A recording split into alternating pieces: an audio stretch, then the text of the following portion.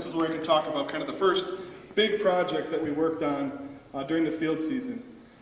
Last year I came and I talked to you about the Couture and the pike project that we've done out there, and reported that we removed 3,000 pike by going into Couture, putting these nets out, catching lots and lots of them. It was a good project where we worked with partners to try and improve the fishery, create some food for local food shelves, try and get some muskies going in this historic muskie lake. So you can kind of see the process here. This is a pike net. Pat's going to hold up a crappie. Don't drop it, Pat. Oh. The pike net, you can see on the right there is the lead, those floats, that kind of line of dots. So that guides the fish into what we call the pot. And these guys are going to pull it, straighten it out, so it's going to fish for another day and catch more fish. So kind of cool to have this drone footage showing the process. Then we bring them back to shore. We have some live cages that we're holding them in. We have a processing station up on shore. Lots of great volunteers, lots of great partnerships on display here. We're going to run another net. There's going to be some text on the screen that you're not going to be able to read very well. You can see that silt plume. That's one of the big issues in Muskie Bay is, can muskies successfully spawn in that silty stuff? Coming back into the landing here. This was our first stop, and the reason we do that is because the ice on Muskie Bay goes out almost before anything else. So it's kind of like spring training for us. We go and we're able to do this before we move on to all the other lakes that we're going to survey. In 2018, one of our big goals was checking up on how the population had changed. Here's the cool shot. So Muskie Bay open, rest of the lakes still frozen. So kind of neat. And Mr. Aspinwell from Stone Lake came out and shot this with the drone, so we appreciate him sharing that video with us. Give me another tap, Scott. Okay, so back to kind of nuts and bolts stuff with this project. Our goal was to remove pike, not because pike are bad or we're trying to get rid of pike, but because we want to see bigger pike out there. So reducing their abundance should lead to bigger size. That was the hypothesis we were working under.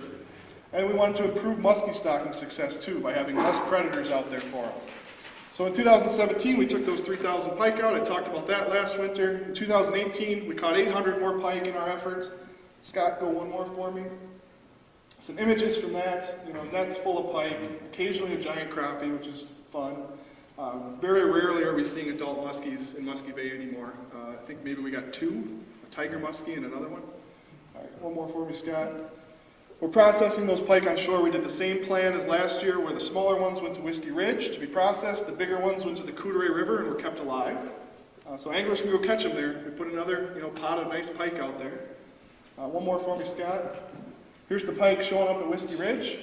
So that's one day's haul from the pike nets, just the small ones. One more for me, Scott. Okay, this is the fun slide. I wish I had a laser pointer. I didn't think about that. But basically, the top panel shows what the pike population looked like before we started this. The bottom panel shows after. So in 2016, you can see that the median size of pike, the most common size we were getting out there was around 19, maybe 20 inches. And the average was right there at 20. In 2018, just 1 year after we took that first group of fish, the average size jumped up 3.5 inches to almost 24. The percentage of pike that were over 21 inches went from 33% to 85%. This is a massive change. I mean, in my line of work, if you can manipulate a fish population and get this type of result, it's pretty shocking, especially for it to happen in such a short amount of time. So this shores up, a lot of our belief that, pike were just too abundant, really for their own good. They couldn't grow. They couldn't get to that bigger size that anglers wanted to be at.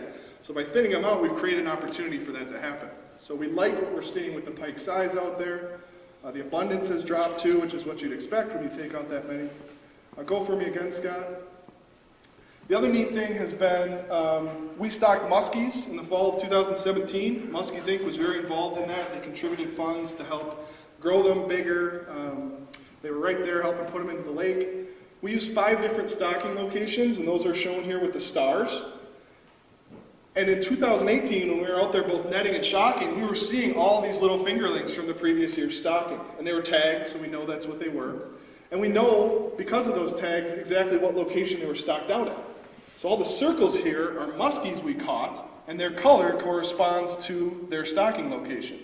So we've got one little cluster of black dots up there by Anchor Bay. Those are primarily fish stocked in Anchor Bay with one Chicago Bay fish. And then we've got a little cluster of Muskie Bay fish some of which were stocked there, some of which came from Anglers Haven. 3 of them somehow found their way from Anglers Haven into Muskie Bay. They knew right where they wanted to be. And then 2 of them bounced into whitefish. So when we were surveying whitefish, we were finding our Couture fish. And that just shows you how much these fish spread out. This is basically 7 months after they were put into the lake. So some really neat stuff. We'll be able to continue to update this map over time. But we really like the fact that we're seeing so many of these little fingerlings. They're not out of the woods yet. They still got a long way to go to be adults or anything that anglers are catching. But we haven't seen this for quite a while, where these little fingerlings are showing so much early success. So hard to say if that's just because of the pike stuff, or it's just because they're bigger size, or maybe both. We did both because we thought it would help. So good things happening. Go for me, Scott. Now, I like these results. I like seeing bigger pike. I like seeing better muskie survival. Most of our lakes are native muskie lakes. We want to continue to have lots of muskies out there.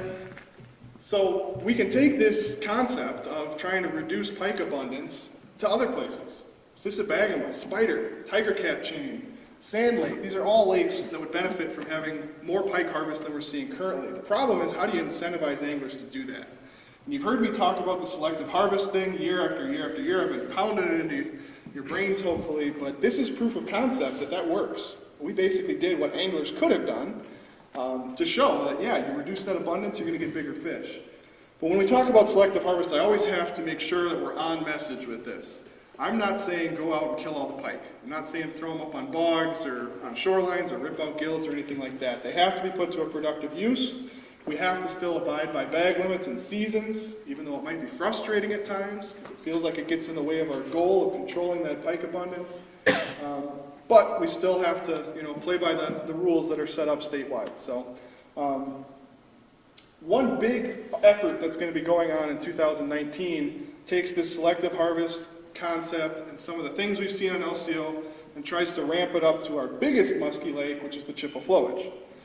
The Chippewa-Flowage pike population looks very similar to what it looked like in LCO before we started this. Lots and lots of little ones, 21 inches or less. So we set a goal, working with the Resort Owners Association, Property Owners Association, Muskies Inc., and some other groups. Can we get anglers to harvest 10,000 pike in 1 year? That's kind of a level that I did some back-of-the-envelope math to say that might actually move the needle. That might actually create bigger pike. And when we stock muskies in the Chippewa-Flowage, we might see better survival and kind of turn the tide on what is right now a fairly undesirable fishery. Lots of snakes that people aren't really interested in. But we've been telling people to do this for a while, so why would it change this year? Well, some of the very ingenuitive people out in the Flowage community, including the Resort Owners and Property Owners Association, have put together a pretty interesting program to try and incentivize harvest. And it's not a DNR thing, so I'm not going to talk about it. I'm going to have Barb Zarnicki from the Resort Owners Association come up and say a little bit about what that program is and what they're trying to do with it.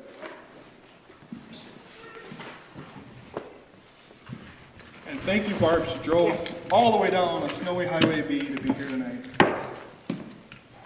I think I can yell loud enough. Call it my Girl Scout voice. So thank you for coming. There are twice as many people or more than I expected to see tonight. So thank you, everyone, for coming tonight. I'm from the Lake Chippewa-Flowage Resort Association. And I'm hoping that you're all ready to come out and catch some pike, especially right now in the winter because they're full of eggs, and what an ideal time to take them out.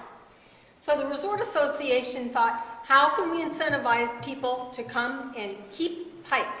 So we're having, with our Pike Improvement Project, starting now, every time you keep a northern, you can get an entry ticket. I have a list here of all the resorts that are open and what their hours are, so if you need to know where to go, you can get one of these from me. And I also have maps in case you need to find your way around the Chippewa-Flowage. Every time you catch a northern, you get an entry ticket. That is going to be for prizes, lots of gift certificates. The National Freshwater Fishing Hall of Fame is donating the grand prize, $1,000, done by random drawing. The Property Owners Association is giving a prize for the most fish. So a $500, $300, and $200 tiered prize for those, because the fishing is going all the way to October 1st.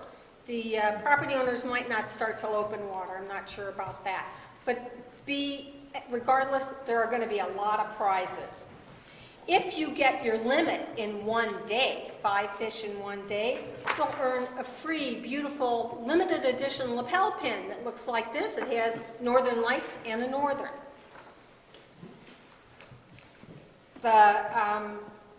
We just invite you to come out to the Chippewa flowage and make sure to eat your fish or share your fish. The DNR is going to be keeping track of the data. They'll be entering all the entry tickets, so we'll know how many and what size and what dates they were caught. We're going to have a lot of interesting data from this, so don't exceed your limits because we're tabulating the results.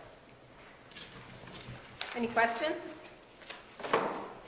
Oh, you're such good listeners. Thank you. I'm sure Barb will be here later if you want to If you have get any of that any info. information, I've got it here. Yeah, so very ambitious thing here. This is, I think they call this a moonshot sometimes. We're going to take one big run at this and see if we can move the needle and create a more balanced fishery. That's really what this is about. Again, I'm going to just say it. We're not trying to eradicate pike. We're not saying pike are evil. They're probably one of my favorite things to fish for, but managing them like this, where there's just so little harvest that they stack up as small ones, not ideal from anybody's standpoint. So, give me one more, Scott. We're gonna stay on pike for just 1 second, and Steve's gonna make his big debut here at the Fisheries Forum. One thing I hear a lot from people when we talk about this pike muskie issue is they say, "Oh, well, the muskies like to eat the pike." Yeah, so we're out on Spider Lake. We're shocking in the fall. We get this beautiful muskie, very clean, fat fish. So we're like, that's a little too fat. We pop the mouth open. Go ahead, Scott. And sure enough, there's a pike tail sticking out. So yeah, the muskies do like to eat the pike, and we see evidence of that on a number of different lakes. But when you look at this pike-muskie interaction and how it's gone in our area, the muskies are not going to control the pike. They are never going to eat enough to keep the pike numbers in check and to keep the pike size good. And in fact, what we've seen in almost all cases when pike get into one of our native muskie lakes where they were not here originally, the muskie abundance kind of gradually starts to go down as the pike abundance goes up. So the muskies will do their part. They will eat some pike, but we have to do our part, and we have to eat some pike too if we want to see that interaction continue to go where we have a balanced fishery with lots of muskies, which is Hayward. That's what we want to have. So